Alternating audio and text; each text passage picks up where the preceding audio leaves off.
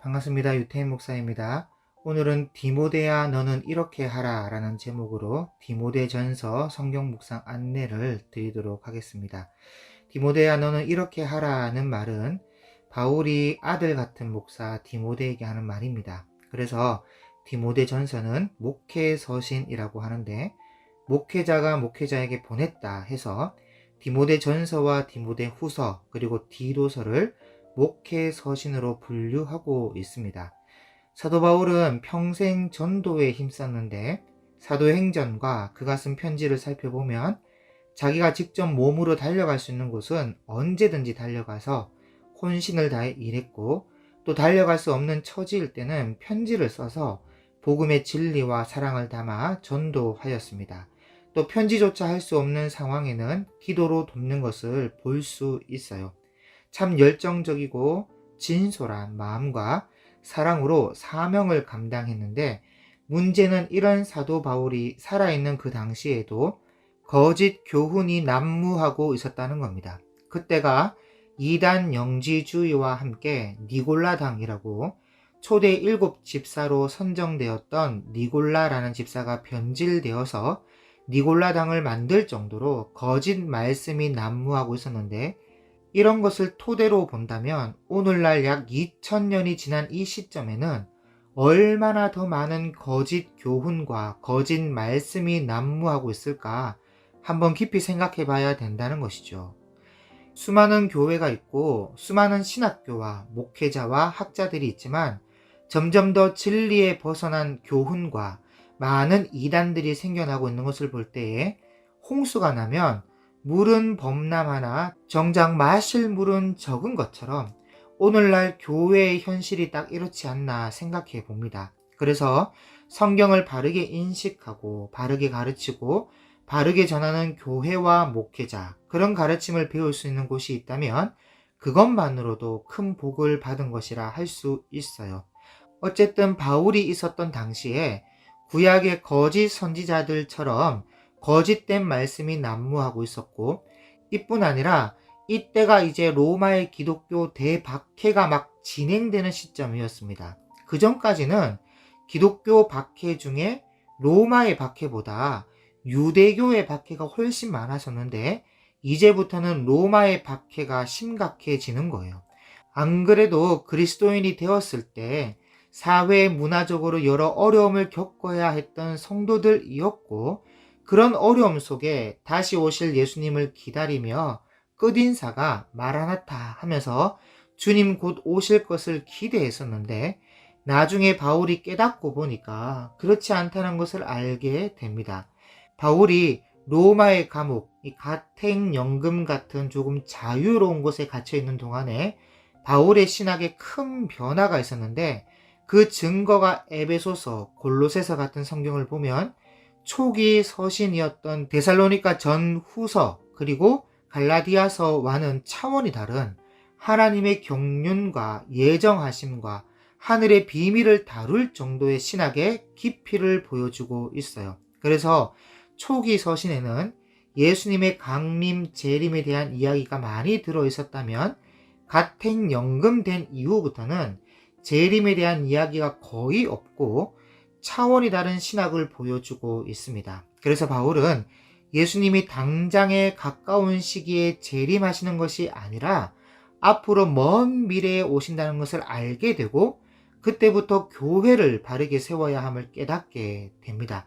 특히 예수님이 금방 오시지 않고 먼 미래에 온다는 것을 성도들이 알게 된다면, 지금 안 그래도 사회 문화적으로 어려움을 당하고 있는 상황인데다가 또 내부적으로는 이단들 때문에 어려움을 겪고 있는 성도들인데, 거기에 로마의 박해까지 오고 예수님의 재림까지 늦는다는 것을 알게 되면 분명 실족하는 성도들이 생기게 된다는 것이죠. 그래서 기독교를 배교하거나 다시 유대교로 돌아가는 현상이 생길 게 뻔했다는 겁니다. 그래서 기독교를 배교하거나 다시 유대교로 돌아가는 현상이 생길 게 뻔했기 때문에 바울은 이러한 이유로, 다시 말해 신앙적으로는 거짓 말씀이 난무하고 사회적으로는 로마의 대박해가 기다리고 있고 고문과 죽음이라는 고통을 당해야 하는 성도들이 예수님의 재림까지 늦는다는 것을 알게 된다면 실족하기 쉽기 때문에 바울은 교회를 굳건히 세워 오고 가는 세대에 복음을 전해야 함을 인식하게 되었다는 것입니다.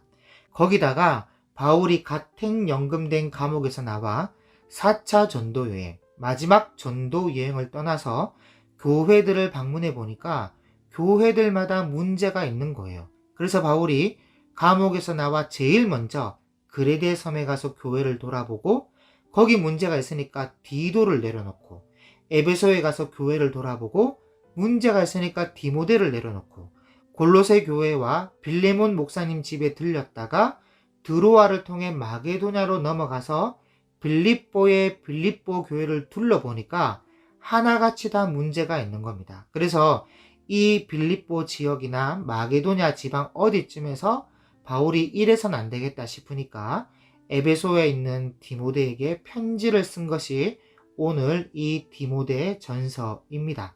그래서 묵상해 보면 알겠지만 디모데 전서에 가서야 비로소 교회를 지도할 장로를 세우고 교회를 섬길 집사를 세우고 그의 자격과 성품은 이러해야 한다면서 교회를 조직화해야 할 필요를 느낀 것이죠. 그래서 디모데전서 3장 14절에 이것을 네게 쓰는 것은 너로 하여금 하나님의 집에서 어떻게 행해야 할지를 알게 하려 함이니, 자, 그래서 이 집이란 뭐냐? 살아계신 하나님의 교회요 진리의 기둥과 터라는 겁니다. 진리의 기둥과 터. 그래서 크도다 경건의 비밀이요, 교회야말로 진리의 기둥과 터라 할 수 있는 경건의 비밀인데 그렇지 않다 하는 이 업도다. 여러분, 바울이 감옥에 있을 때에 에베소서를 기록해서 지금 디모데가 시무하고 있는 이 에베소 지역에 편지를 보낸 적이 있습니다. 그리고 그 에베소서의 핵심이 뭐냐면 기독교의 중요한 교리라 할 수 있는 교회론을 말씀하고 있거든요. 그것을 한 줄로 요약하면 예수 그리스도가 교회의 머리가 되시고 교회는 그리스도의 몸이라는 겁니다. 에베소서 1장 22절 23절에 그를 만물 위에 교회의 머리로 삼으셨느니라. 교회는 그의 몸이니 만물 안에서 만물을 충만하게 하시는 이의 충만함이니라. 그래서 경건의 비밀이라는 것은 교회가 바로 진리의 기둥과 터가 된다는 것이고 이런 교회가 바로 예수 그리스도의 몸이 된다는 것을 말씀하고 있는 거예요. 그래서 디모데전서 3장 16절에 그는, 그러니까 교회의 머리가 되신 예수 그리스도는 육신으로 나타난 바 되시고 영으로 의롭다 하심을 받으시고 천사들에게 보이시고 만국에서 전파되시고 세상에서 믿음 바 되시고 영광 가운데서 올려지셨다는 겁니다. 여러분, 이 구절은 당시의 노래처럼 성도들에게 불러졌던 구절인데 그만큼 교회의 중요성을 성도들이 알고 있었다는 거예요. 교회가 그리스도의 몸이고 교회의 머리가 예수님이시니까 교회를 올바르게 세워야 함을, 그리고 교회는 올바르게 세워져야 함을 알고 성도들 스스로가 강조하고 있었다는 겁니다. 그래서 여러분, 교회는요, 구약의 성전도 아니고 오늘날의 건물도 아닙니다. 구약에서의 성전은 신학적으로 그저 하나님의 임재가 나타나는 물리적인 장소였고 하나님과 이스라엘 백성들이 만나는 특별한 장소로서의 역할만 한 거예요. 그래서 여러분, 교회는요, 구약의 성전도 아니고 오늘날의 건물도 아닙니다. 구약에서의 성전은 신학적으로 그저 하나님의 임재가 나타나는 물리적인 장소였고 하나님과 이스라엘 백성들이 만나는 특별한 장소로서의 역할만 한 거예요. 그게 구약의 성전인데 문제는 이스라엘 백성들이 하나님의 말씀을 무시하고 그 언약을 지키지 않음으로 인하여 관계가 틀어져서 모든 성전, 하나님의 임재의 장소가 되는 성전이 다 무너지고 사라지게 된 겁니다. 말씀이 사라지고 그 하나님의 언약이 무시되니까 성전이 다 무너진 거죠. 그래서 성전이라는 건물은 그저 그냥 성경에 하나님의 임재를 나타내는 물리적인 장소였을 뿐이고 이제는 그 하나님의 임재가 어디로 나타나느냐? 바로 예수 그리스도를 통해 예수님을 믿는 자에게 성령님이 내주하심으로 성전 안에 임하신 그 임재를 우리 가운데 내주하심으로 대신하는 겁니다. 그래서 오늘날 교회라는 것은 건물이 교회가 아니라 그리스도를 믿는 자에게 성령님이 내주하시는데, 이런 성령님이 내주하시는 믿음의 자녀가 곧 거룩한 성전을 이룬 것이고, 이 거룩한 성전을 이룬 사람들의 공동체가 교회라고 하는 것이지 물리적인 건물이 교회가 아니에요. 믿는 자들의 모임, 이것이 교회입니다. 그래서 고린도전서 3장 16절에 너희는 너희가 하나님의 성전인 것과 하나님의 성령이 너희 안에 계시는 것을 알지 못하느냐. 우리 자체가 성령님이 임재하시는 성전이 된 거예요. 그래서 고린도전서 3장 17절에 누구든지 하나님의 성전을 더럽히면 하나님이 그 사람을 멸하시리라. 하나님의 성전은 거룩하니 너희도 그러하니라. 우리가 성령님이 임재하시는 성전이니까 거룩하고, 거룩하기에 더럽히면 안 된다는 그런 말씀이에요. 그래서 오늘날에 교회 건물과 교회 이름을 두고 이 교회가 거룩한 성전이다, 그런 말 하면 안 됩니다. 성경과 신학적 개념이 틀린 거예요. 그래서 이런 개념을 바르게 가지고 지금부터 디모데전서의 내용을 좀 살펴보자면, 1장에서는 교회에 다른 교훈, 다른 말씀을 가르치지 말 것을 강조하고 있습니다. 왜냐하면 그것은 구원을 이뤄내지 못할 뿐 아니라 성도들로 헛된 말에 빠지게 한다는 거예요.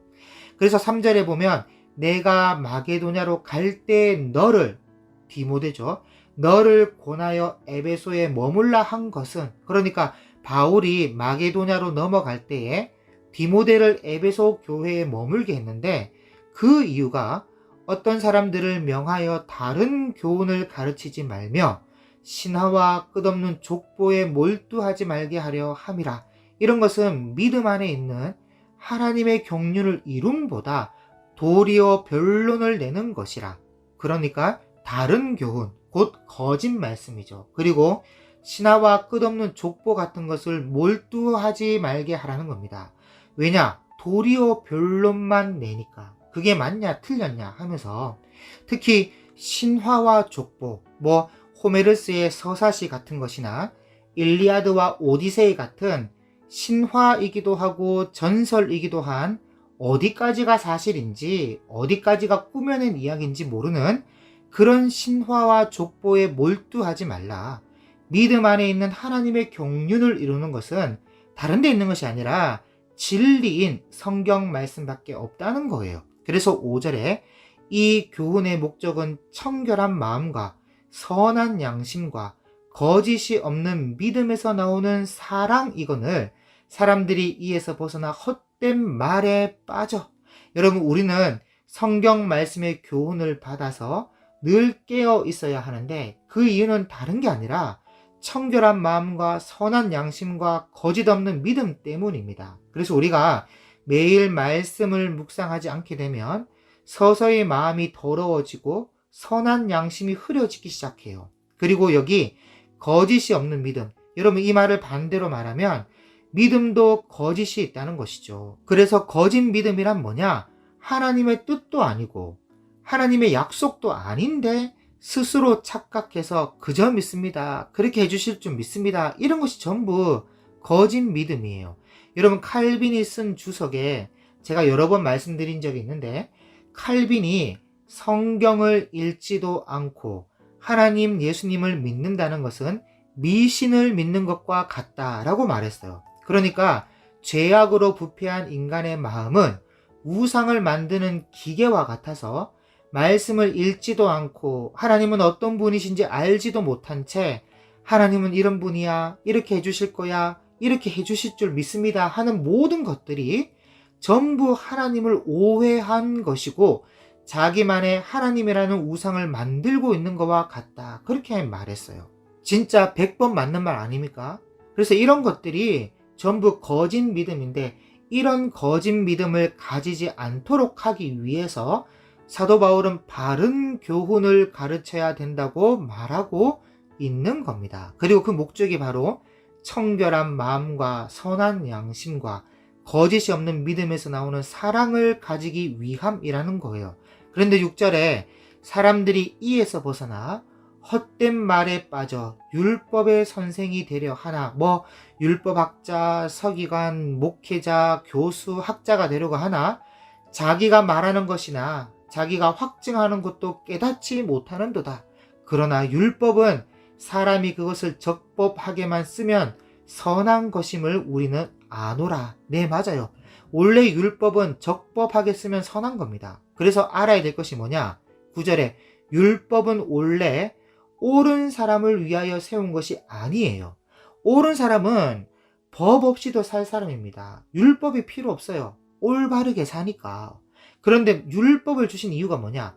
오직 불법한 자와 복종하지 아니하는 자와 경건하지 아니한 자와 같은 이런 죄인들을 위해서, 어차피 아담의 후손으로 태어나는 자들은 죄를 짓고자 하는 죄의 본성이 있어서 법이 없으면 힘의 원리대로 살아갈 사람들이에요. 그래서 무법자가 될 텐데, 법을 주신 이유가 바로 이런 무법자를 다스리고 또 이런 무법자들로부터 약자들을 보호하기 위해서 주신 겁니다. 그래서 바울은 디모데에게 율법이라는 것은 적법하게 쓰기만 한다면 얼마든지 교회와 교인 관계에 유익이 된다는 거예요. 그리고 더 나아가 율법을 뛰어넘어 그리스도의 십자가의 복음이라는 것은 능력이 있는데, 12절에서 17절까지 바울 자신의 예를 들어가며 나는 비방자요, 박해자요, 폭행자였다.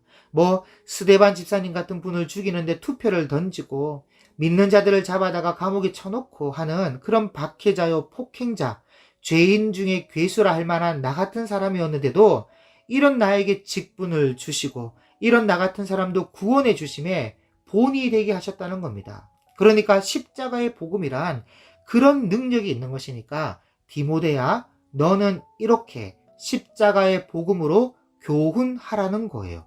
율법도 적법하게 사용할 수 있으면 반드시 사용하면서, 그런데 혹 만약 십자가의 복음을 받아들이지 않고 올바르게 전하는 복음의 진리를 방해하면 20절에 바울이 후메네오와 알렉산더를 사탄에게 내준 것처럼 너도 성부와 성자와 성령의 이름으로 사탄에게 내어주고 진리의 말씀으로 교회를 바르게 세우라는 겁니다. 여러분, 진짜 역사적 자료에 의하면 이 초대교회 때 이런 식으로 출교를 당하게 되면 정말 얼마 안 있어서 그 출교당한 사람이 죽고 그랬다고 해요.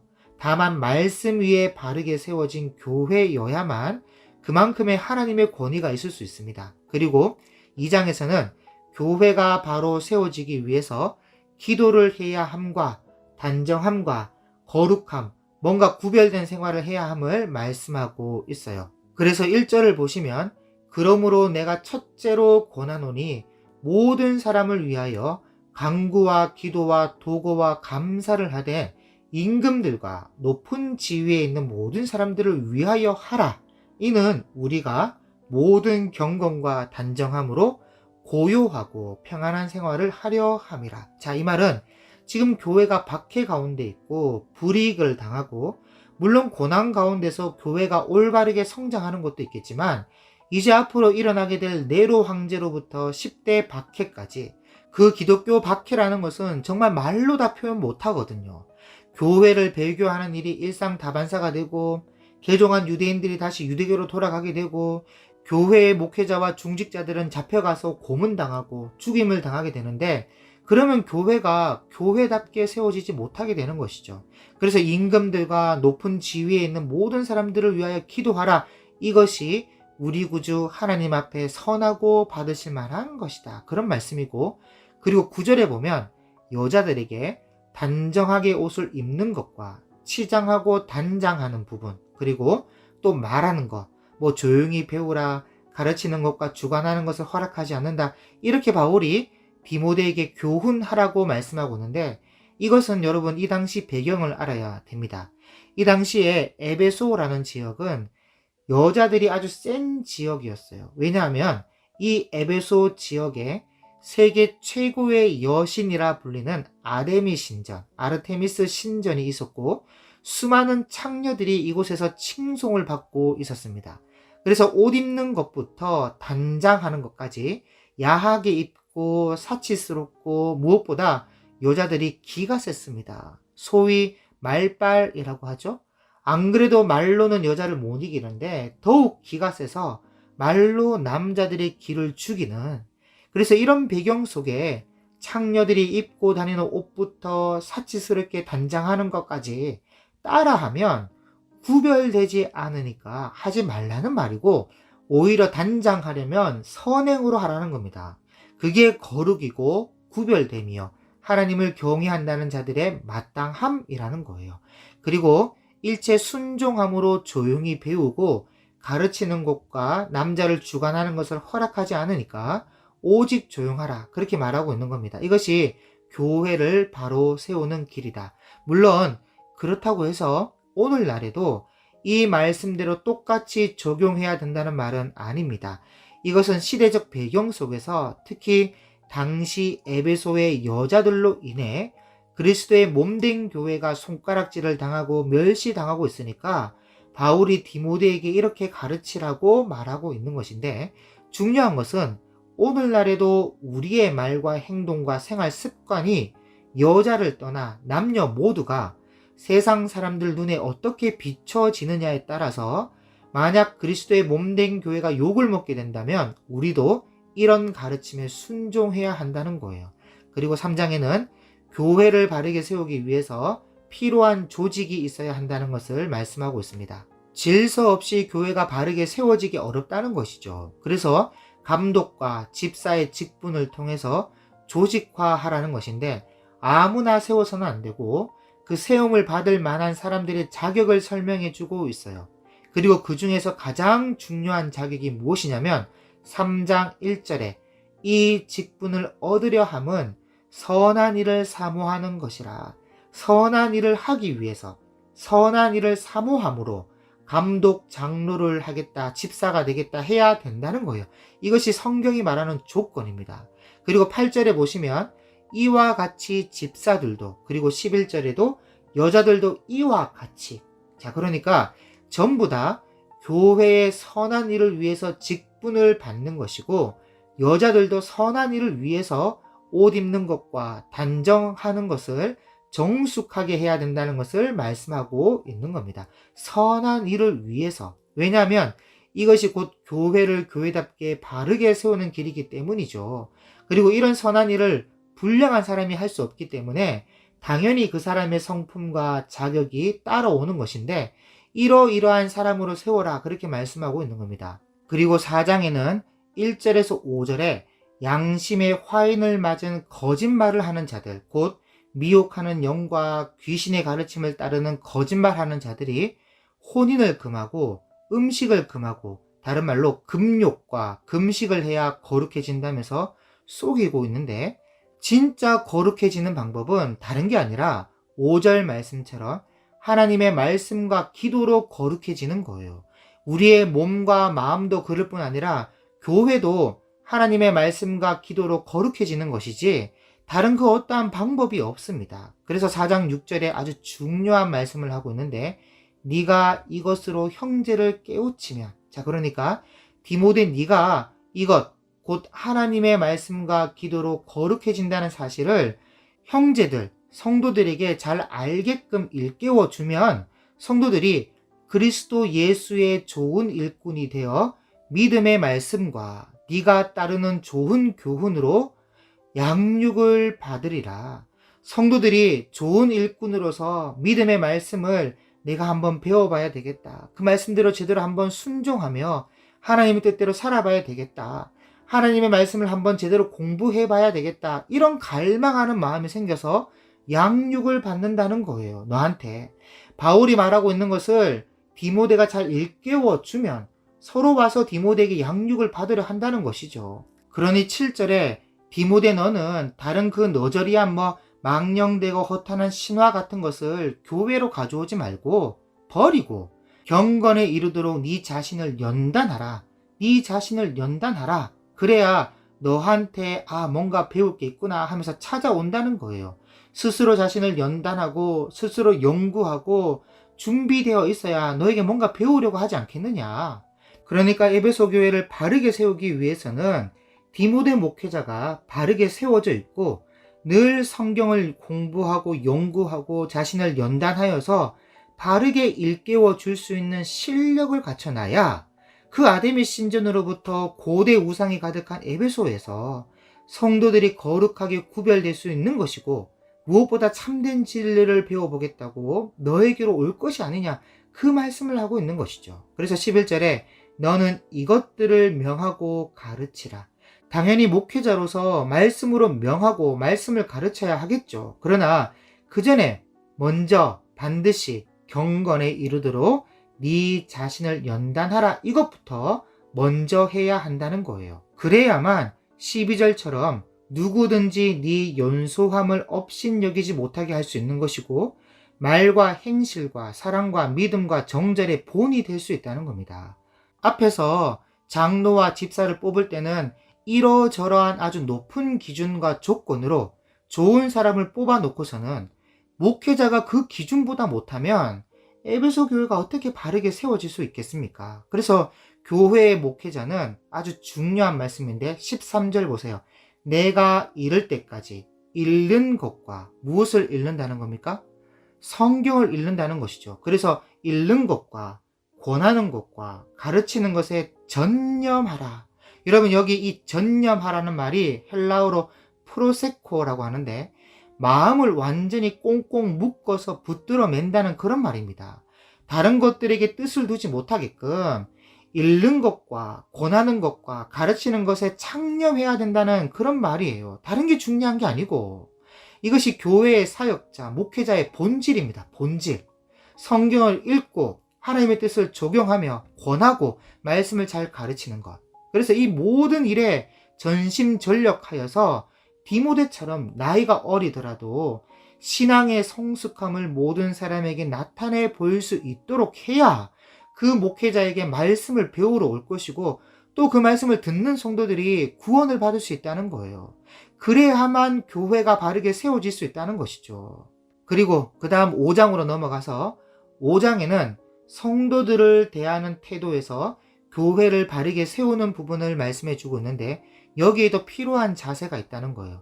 그래서 1절에 늙은이를 꾸짖지 말고 권하되 아버지에게 하듯하며, 그러니까 젊은 디모데가 교육자라고 늙은이를 꾸짖고 그러면 안 된다는 겁니다. 그리고 젊은이에게는 형제에게 하듯하고 늙은 여자에게는 어머니에게 하듯하며 젊은 여자에게는 온전히 깨끗함으로 자매에게 하듯 하라. 참 과부인 과부를 존대하라. 여기 참 과부인 과부라는 말은 다시 결혼하지 않을 사람들 중에 나이가 많으신 분들, 진짜 결혼하지 않을 분들, 이런 분들은 교회 일에 그저 혼신을 다하는 분들이니까 이런 분들을 교회에서 잘 예우하라는 그런 말이고, 그리고 이런 참 과부인 과부가 외로워하고 있다면 하나님께 소망을 두고 항상 기도하게 해라. 또 어떤 과부가 있는데 그 과부에게 자녀나 손자들이 있거든, 효를 행하게 해서 그 과부에게 보답하게 해라. 그리고 그것을 가르쳐라. 누구든지 자기 친족, 특히 자기 가족을 돌보지 아니하면 믿음을 배반하는 자요, 불신자보다 더 악한 자니라. 이렇게 말씀하면서 9절부터 16절까지는 아무나 과부로 명부에 등록할 수 없고 이러저러한 조건이 있어야 한다는 것을 말해주고 있습니다. 그리고 17절을 보시면 잘 다스리는 장로들은 배나 존경할 자로 알되 특히 말씀과 가르침에 수고하는 이들에게는 더욱 그리하라. 그렇게 말씀하고 있는데, 여러분, 여기 잘 다스리는 이라는 말은 원어로 프로이스테미라고 인도하다, 돌보다, 뭐뭐에 관심을 갖다, 그런 뜻이에요. 그러니까 장로들은 교회에 어렵고 힘든 성도들을 잘 돌아봐서 도와야 되고, 여러 성도들의 신앙과 그 삶에 관심을 가지며 또 교회 행정을 잘해서 교회가 바르게 갈 수 있도록 인도해야 한다는 겁니다. 거기다가 특히 말씀과 가르침에 수고하는 이들에게는 더욱 그리할 것이니라. 사실 모든 장로들이 다 말씀을 공부하고 말씀으로 성도들을 권면하며 말씀을 가르칠 수 있는 실력을 갖추면 좋겠지만, 디모데 시대에도 모든 장로들이 다 말씀을 가르치지는 않았습니다. 그래서 그렇게 말씀을 가르칠 수 있는 장로가 있다면 더욱더 존경할 수 있어야 된다. 그 말씀을 하고 있는 것인데, 바라옵기는 우리 교회 장로님들은 더욱더 존경받을 만한 분으로 계셨으면 좋겠습니다. 그래서 18절, 성경에 일렀으되 곡식을 밟아 떠는 소의 입에 망을 씌우지 말라 하였고, 또 일꾼이 그 삭슬 받는 것은 마땅하다 하였느니라. 바울이 고린도전서 9장에 이런 말을 했습니다. 하나님께서 어찌 소들을 위하여 염려하심이냐, 오로지 우리를 위하여 말씀하심이 아니냐, 그렇게 말했는데, 다시 말하면 일꾼이 그 삭슬 받는 것은 마땅한 것이니까 이렇게 잘 다스리고 말씀과 가르침에 수고하는 장로들을 우리는 마땅히 존경해야 된다, 그런 말이에요. 그리고 19절에 장로에 대한 고발은 두세 증인이 없으면 받지 말 것이요. 여러분, 가끔은 교회를 위해 앞서서 일을 하다 보면 오해를 살 때가 있어요. 그래서 뒤에서 욕을 하거나 송사가 일어날 때도 있는데, 그때 속단하여 함부로 접수받지 말라는 겁니다. 그러나 범죄한 사실이 드러났다 하면 20절에 범죄한 자들을 모든 사람 앞에서 꾸짖어 나머지 사람들로 두려워하게 하라. 그러니까 징계와 징벌을 내리긴 하더라도 교회 공동체 안에 징계와 징벌의 사례로 남겨서 경각심을 심어주라는 것이죠. 그리고 21절에 디모데에게 하는 말인데, 하나님과 그리스도 예수와 택하심을 받은 천사들 앞에서 내가 엄히 명하노니 너는 편견이 없이 이것들을 지켜 아무 일도 불공평하게 하지 말며, 목회자는 어느 한쪽으로 치우치거나 기울여지면 안 되고 공평해야 한다. 그리고 22절에 아무에게나 경솔히 안수하지 말고 다른 사람의 죄에 간섭하지 말며 네 자신을 지켜 정결하게 하라. 안수하는 것도 목회자라고 해서 함부로 경솔히 안수하지 말고, 또 모든 일에 사사건건 참견하고 간섭하지 말며 먼저 디모데 너의 눈에 들보부터 발견할 수 있도록 자신부터 잘 지켜나가라.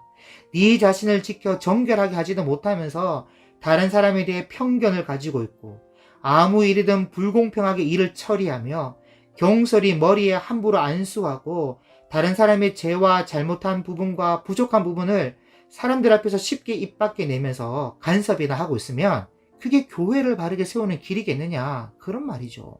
그리고 디모데야, 너의 건강도 좀 챙겨라, 그렇게 말하고 있는데 23절에 이제부터는 물만 마시지 말고 네 위장과 자주 나는 병을 위하여는 포도주를 조금씩 쓰라. 여러분, 이 에베소 지방에는 물이 석회석이 많이 섞여 있거든요.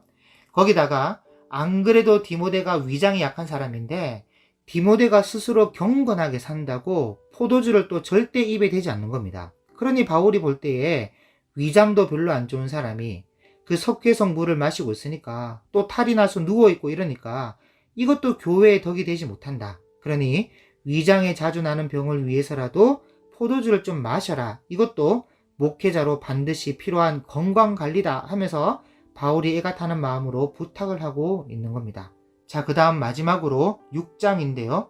6장은 1장에서 5장까지 전체의 결론적인 말씀입니다. 그래서 3절에 보면 다른 교훈, 거짓 말씀에 대해서 다시 말씀하고 있는데, 누구든지 다른 교훈을 하며 바른 말, 곧 우리 주 예수 그리스도의 말씀과 경건에 관한 교훈을 따르지 아니하면, 그러니까 결론인데 바른 말, 곧 예수 그리스도의 말씀과 경건에 대한 교훈을 따르지 아니하면 어떻게 되느냐. 4절에 그는 교만하여 아무것도 알지 못하고 변론과 언쟁을 좋아하는 자가 되는 것이고, 이로써 투기와 분쟁과 비방과 악한 생각이 나며 마음이 부패하여지고 진리를 잃어버려 어떻게 되냐, 경건을 이익의 방도로 그저 경건을 신령하게 포장해서 헌금이나 뜯어내려고 이용하거나 아니면 대충 교훈하고 월급이나 잘 받아먹고 살자는 그런 이익의 방도로만 생각하는 자들의 다툼이 일어나느니라. 다시 말해 교회가 엉망이 된다는 것이죠. 이것이 바울이 말하는 결론적 메시지입니다. 그런데 6절, 그러나 자족하는 마음이 있으면 경건은 큰 이익이 되느니라. 자족하는 마음은 경건을 이익의 방도로 이용하지 않으니까 경건에 아주 큰 도움이 되는데, 그럼 이 자족하는 마음이란 뭐냐? 이게 중요하죠. 그래서 7절에 우리가 세상에 아무것도 가지고 온 것이 없음에 또한 아무것도 가지고 가지 못하리니 우리가 먹을 것과 입을 것이 있은즉 족한 줄로 알 것이니라. 이것이 자족하는 마음이다. 다시 말해 이 자족하는 마음이 교회를 세워가는 아주 중요한 기본 자세다라는 말씀이에요. 여러분, 확실한 것은 돈과 하나님을 동시에 사랑할 수는 없습니다. 하나님을 사랑하려면 부하든 부하지 않든 간에 자족하는 마음이 있어야 하나님을 사랑할 수 있어요. 그래서 우리는 믿음의 선한 싸움을 해야 되는데, 목회자나 장로나 직분자나 그 누구나 성도라면 다 믿음의 선한 싸움을 해야 되는데, 그게 11절에 오직 너 하나님의 사람아 이것들을 피하고 뭐 이익의 방도와 돈을 사랑하는 것, 이런 자족하지 못하는 마음, 이런 것들을 피하고 의와 경건과 믿음과 사랑과 인내와 온유를 따르며 믿음의 선한 싸움을 싸우라. 영생을 취하라. 여러분, 여기 믿음의 선한 싸움을 싸우라. 그리고 영생을 취하라. 여러분, 믿음은요, 믿지 못하도록 하는 세상의 온갖 문화와 세상 가치관과 싸워야 하고, 세상의 논지와 세상의 진화론 같은 학문과도 싸워야 하며, 박해와 조롱과 비난에서도 의와 경건과 믿음과 사랑과 인내와 온유를 따르며 견뎌내서 믿음의 선한 영향력과 본을 보여야 하는 싸움입니다. 그래야 쟁취할 수 있는데, 무엇을 쟁취하느냐? 영생을 쟁취할 수 있어요. 그런데 그 믿음의 선한 싸움에서 지고 패배자가 되면 영생을 쟁취할 수가 없습니다. 그냥 뭐 영생이라는 것이 값싸게 싸구려 같이 주어지는 게 아니에요. 그저 믿는다고 말만 하면 그냥 다 얻어지는 게 아니라고요. 그래서 영생을 쟁취하기 위해서 믿음의 선한 싸움을 싸우되, 히브리서 12장에 기록된 말씀처럼 죄와 싸우되 피 흘리기까지 대항하며 싸워서 쟁취해야 하는 것이 영생입니다. 믿음이라는 무기를 가지고 싸워서 쟁취해야 할 만큼 영생은 가치 있는 것이라고요. 여러분, 예수님이 하신 말씀처럼 천국은 침노하는 자가 빼앗는 겁니다. 천국은 밭의 감추인 보화 같은 것이라서 모든 것을 다 팔아서라도 그 밭을 사야 되는 거예요. 그냥 뭐 쉽게 얻어지는 게 아닙니다. 그래서 12절에 믿음의 선한 싸움을 싸우라. 영생을 취하라. 이를 위하여 네가 부르심을 받았고 많은 증인 앞에서 선한 증언을 하였도다. 진짜 우리도 선한 증언을 할 수 있을 만큼 믿음으로 싸워 승리하는 삶을 살아야 합니다. 그래서 바울이 목회자 디모데에게 선한 증언을 요구하는데, 얼만큼의 증언이냐? 13절, 만물을 살게 하신 하나님 앞과 본디오 빌라도를 향하여 선한 증언을 하신 그리스도 예수 앞에서 내가 너를 명하노니 우리 주 예수 그리스도께서 나타나실 때까지 어떻게 하라고요? 흠도 없고 책망받을 것도 없이 뭘 하라? 이 명령을 지키라. 흠도 없고 책망받을 것도 없이 이 명령, 그게 뭡니까? 곧 하나님의 말씀을 공부하고 그 말씀을 연구하여 그 말씀을 바르게 가르치며 그 말씀을 지켜낼 수 있어야 한다는 거예요. 흠도 없고 책망받을 것도 없이, 그래야 이것이 선한 증언이 된다. 그래서 주님 다시 오실 때까지 교회를 하나님 뜻 안에서 건강하게 지킬 수 있는 유일한 길은 오직 이 명령을 지키는 길밖에 없습니다. 그리고 이제 마지막으로 17절부터 교회 안에서의 여러 가지 명령과 사역을 부탁하고 있는데, 17절 보시면 디모데 네가 이 세대에서 부한 자들을 명하여 가르치는데 마음을 높이지 말고 정함이 없는 재물에 소망을 두지 말고 오직 우리에게 모든 것을 후히 주사 누리게 하시는 하나님께 두며, 다시 말하면 부한 자들에게도 겸손하고 자족하는 마음을 가지게끔 가르치라는 것이고, 그렇게 가르침을 받아 자족하게 되면 하나님께서 모든 것을 후히 주사 누리게 하신다는 것을 경험하게 될 것이다. 그리고 또 선을 행하고 선한 사업을 많이 하고 나누어 주기를 좋아하며 너그러운 자가 되게 하라.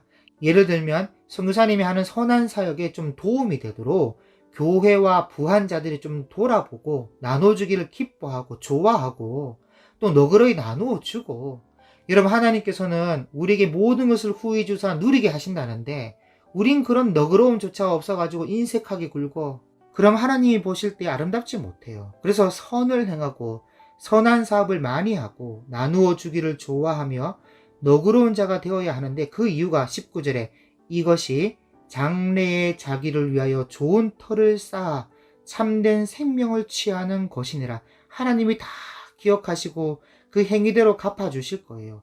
자기가 좋은 터를 쌓아서 자기가 참된 생명을 취하게 될 겁니다.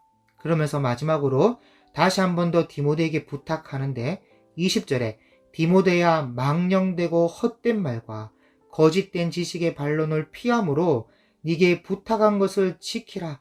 이것을 따르는 사람들이 있어 믿음에서 벗어났느니라. 은혜가 너희와 함께 있을지어다.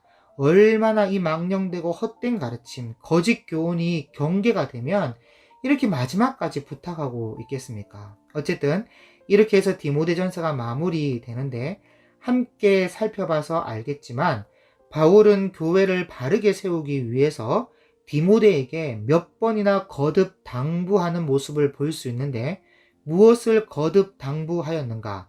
진리를 무너뜨리는 거짓 교훈, 다른 교훈에 빠지지 않도록 당부하고 목회자로서, 직분자로서, 또 성도로서 가져야 될 삶의 태도와 신앙의 자세를 거듭 강조하고 있으며 그래서 그리스도의 몸된 교회를 바르게 세워갈 수 있도록 함께 동참할 수 있도록 당부하고 있다는 것입니다. 그러므로 우리도 비진리와 온갖 사념과 이상한 사상과 이상한 신학과 이상한 말씀이 가득한 세상 속에서 교회를 바르게 세우는 길이 과연 무엇인가, 과연 어떤 것인가를 생각해 볼 수 있기를 바랍니다. 그리고 우리가 할 수 있는 것을 통해 공동체의 유익이 되는 것이 무엇이 있을까를 생각하면서 묵상의 시간이 될 수 있기를 바라며 함께 주의 몸된 교회를 세워가는 저와 여러분이 될 수 있기를 주님의 이름으로 축복합니다. 감사합니다.